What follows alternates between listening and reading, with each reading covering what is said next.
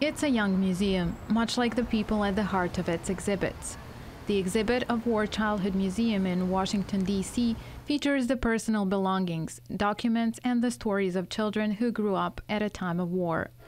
Among them, Melina Selimbegovic, who arrived in the U.S. with little more than the clothes on her back. We are refugees from Bosnia. We came here in 1993.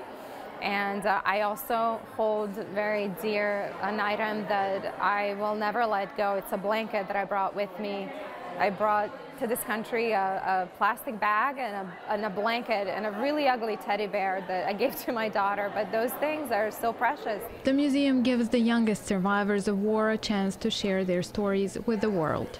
When I heard about the story of the children who used to experience the war, I think it's really impressed and people should know more about it. You are learning such a different side of stories.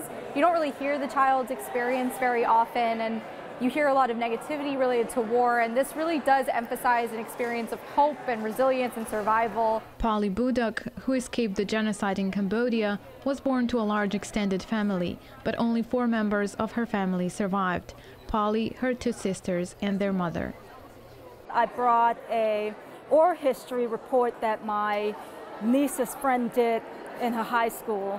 And it's important to bring it and share with everyone here because it's so important to raise awareness about childhood war.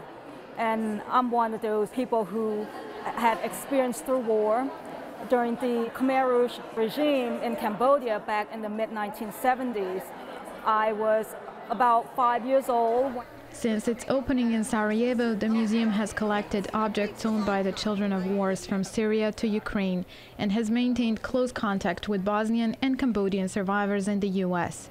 The museum's founder wants to collaborate with other American museums to establish a more permanent presence in the U.S. I hope this event will be one of many that will enhance our presence in the United States. Wherever we go, people recognize it's a universal project that should not be limited only to Bosnia and Herzegovina.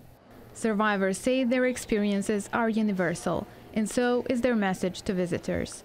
Maybe they can't read what's written or the emotions that are spoken on these words, but they can see the ballet shoes and they can see the toy and the sticks, and their mom can tell them, children go through war. We should know this and be mindful of this, and we shouldn't go to war. And while it's important to share their stories about war, survivors say it's even more important to shield children from having to live through them. Azra Dolberry for VOA News, Washington.